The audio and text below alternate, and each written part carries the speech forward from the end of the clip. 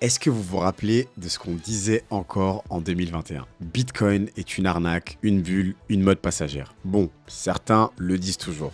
Mais pour information, pour la Bitcoin conférence qui vient de se finir à Las Vegas, cette arnaque a été portée au rang d'actif stratégique par le vice-président des États-Unis. Et pour le clin d'œil, elle a eu lieu dans l'un des plus grands casinos du monde. Micro ouvert, devant 30 000 personnes, il a dit « Bitcoin est désormais un allié de la Maison-Blanche ». Juste à côté de lui, deux des fils de Donald Trump annoncent que leur groupe investit massivement en BTC. Le maire de New York promet la fin de BitLicense. Je reviendrai plus tard sur ce que ça veut dire et l'impact que ça va avoir. Michael Saylor relance la prophétie des 100 000 milliards. Et un État souverain, le Pakistan, officialise une réserve nationale de Bitcoin. Ça, je vous en parlais dans la vidéo d'hier. Mais pendant que les politiques avancent, le marché, lui, il hésite. Bitcoin bloque toujours sous les 106 000 $, les altcoins s'essoufflent, la volatilité se tasse, beaucoup pensent qu'on entre dans une zone de consolidation. Et c'est justement là que ça devient intéressant, car le BTC, lui, a pris le pouvoir symbolique, monétaire et politique. Demain, je vous prépare une vidéo sur les altcoins, on va analyser tout ça ensemble, ne vous inquiétez pas. Mais aujourd'hui, on va décortiquer l'événement le plus chaud de l'année pour BTC. Les annonces, les coulisses, les tensions. Mais surtout, ce que ça change pour nous. D'ailleurs, au passage, la SEC vient d'abandonner purement et simplement son procès contre Binance. Un signal clair, le climat réglementaire américain est en train de pivoter sous l'administration Trump. Avant d'entrer dans le détail, l'offre exclusive de notre partenaire Bitpanda a été prolongée jusqu'au 31 mai. Vous avez 25 € offerts pour toute première inscription. Profitez-en avec la baisse pour acquérir encore plus de BTC ou de Satoshi. On est dans le thème aujourd'hui. Le lien est en description. Ce n'est pas un conseil en investissement, mais ce que vous allez entendre aujourd'hui va certainement vous donner envie de posséder un maximum de BTC. Let's go!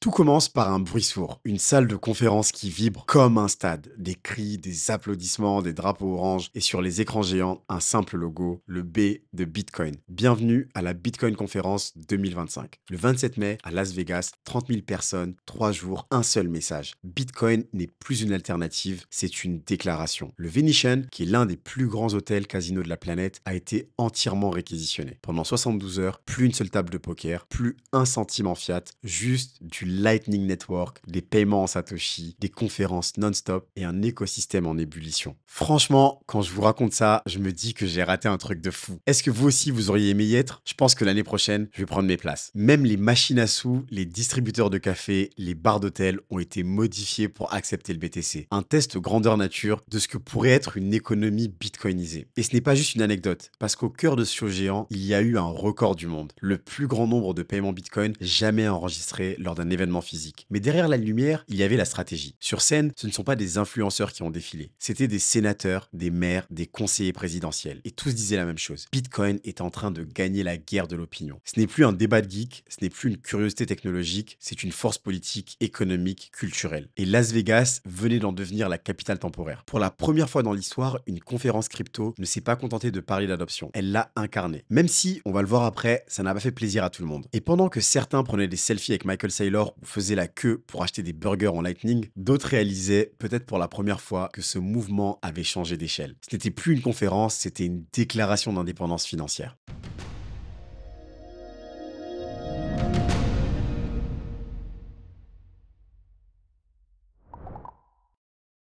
C'est comme si un vieux général avait posé un premier drapeau l'année dernière et qu'aujourd'hui, ses héritiers venaient bâtir la forteresse. En 2021, Donald Trump qualifiait Bitcoin de scam. Mais en 2024, en pleine campagne, il avait créé la surprise en se rendant lui-même à la Bitcoin conférence. Un premier signal. Et cette année, ce sont ses deux fils qui sont venus le confirmer. Le clan Trump est désormais officiellement du côté de Bitcoin. Donald Trump Jr. et Eric Trump ne sont pas venus pour faire de la figuration, mais par vision politique et patrimoniale. Ils ont confirmé que leur holding familial, la Trump Organization, accumule massivement du BTC. Pas pour spéculer, mais pour bâtir, selon leurs propres mots, la prochaine génération de capital immobilier et médiatique libre. Ils parlent d'un bouclier contre ce qu'ils appellent le vol monétaire par l'inflation. Selon Eric Trump, le Bitcoin est en route vers 170 000 $ avant fin 2026. Certains ont ri, d'autres ont noté, mais ce chiffre, c'est comme un phare dans la brume. Pas forcément pour indiquer le chemin, mais pour signaler que les puissants changent de cap. Et là, c'est exactement ce qui est en train de se passer. Le Bitcoin, autrefois totem des libertariens marginaux, crypto devient l'étendard monétaire du nouveau conservatisme américain. On peut aimer ou détester cette idée, mais elle est là et elle vient d'être gravée dans le marbre à Las Vegas. Le message est clair, Bitcoin n'est plus anti-système, il devient un levier du système. Un outil pour reprendre la main sur la dette, sur la monnaie, sur l'épargne des Américains et du reste du monde. Et comme toujours avec les Trump, ce n'est pas un hasard, c'est un move calculé.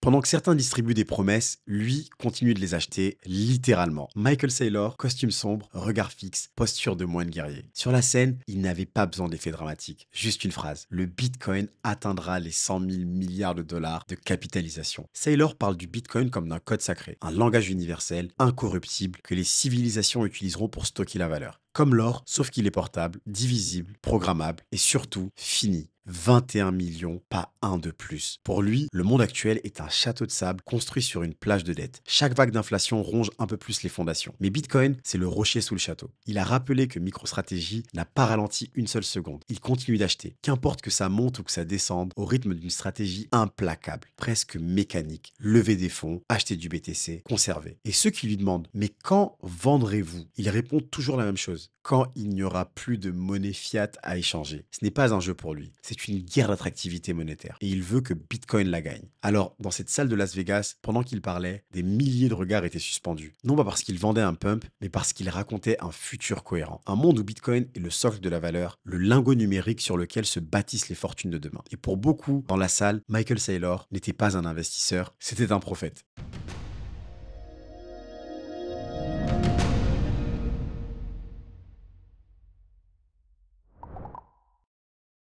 Imaginez un instant, la ville des banques, des gratte-ciels de Wall Street devient la capitale mondiale du Bitcoin. C'est ce que le maire de New York, Eric Adams, est venu défendre sur scène. Non pas en promettant des aides, mais en annonçant la fin du BitLicense, une licence étouffante qui a fait fuir les startups crypto depuis 10 ans. Et il l'a dit, droit dans les yeux, sans trembler. New York est l'Empire State. On ne détruit pas les empires ici, on les construit. Un changement de ton radical. Car jusqu'à là, New York, c'était l'antithèse du rêve crypto. Des barrières administratives, des taxes punitives, des régulateurs en embuscade. Mais aujourd'hui, Adams peut faire revenir les bâtisseurs, les ingénieurs, les développeurs, les fondateurs de dApps et d'infrastructures. Il veut que New York redevienne un terrain de jeu pour l'innovation monétaire. Et pour prouver qu'il est sérieux, il a sorti son joker, les Bitbonds, des obligations municipales adossées à du Bitcoin, un instrument financier inédit. Imaginez une ville comme New York qui emprunte de l'argent sur les marchés et place une partie des fonds en BTC. Vous vous demandez pourquoi? Parce que dans un monde où la dette explose, Bitcoin devient un actif de réserve plus crédible que les bons du trésor. Les Bitbonds, c'est une manière de dire on croit en Bitcoin assez pour y lier notre avenir fiscal. Et derrière cette annonce, il y a une intuition puissante que les villes, demain, seront en concurrence monétaire. Les plus agiles, les plus ouvertes, attireront les talents, les capitaux, les protocoles. Et Eric Adams veut que New York soit la Florence de la renaissance Bitcoin. Ce n'est pas une promesse de campagne, c'est un signal géopolitique. Le plus grand centre financier de la planète est en train de tendre la main à Bitcoin. Et ceux qui pensent encore que la crypto n'est qu'une mode n'ont pas compris que les plaques tectoniques sont déjà en mouvement.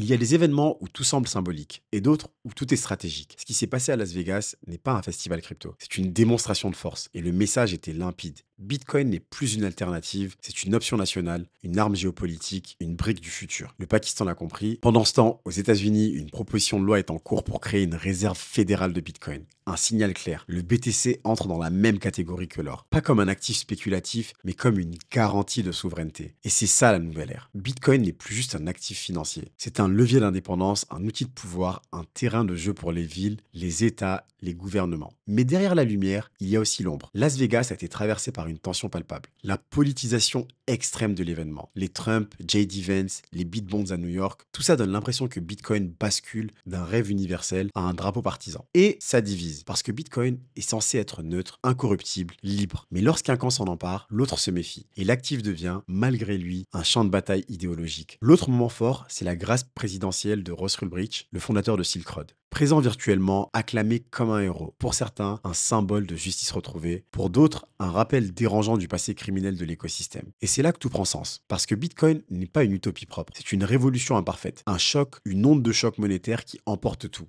Le meilleur comme le pire. Mais vous savez quoi? Malgré les excès, malgré les tensions, malgré les contradictions, l'espoir est revenu. Des milliers de personnes venues du monde entier ont vu, senti, vécu un changement de dimension. Les paiements en Lightning, les discours institutionnels, les annonces concrètes. Alors la vraie question, ce n'est plus quand est-ce que Bitcoin va exploser. La vraie question, c'est est-ce que vous êtes prêt à jouer ce cycle autrement? Pas juste pour le gain, mais pour la construction, pour l'indépendance, pour l'histoire. Ceci n'est pas un conseil en investissement, mais si vous attendiez un signal fort, vous venez d'en recevoir un. En attendant demain une autre vidéo sur les altcoins, prenez soin de vous, excellents investissements à tous, c'était Mansour. Peace.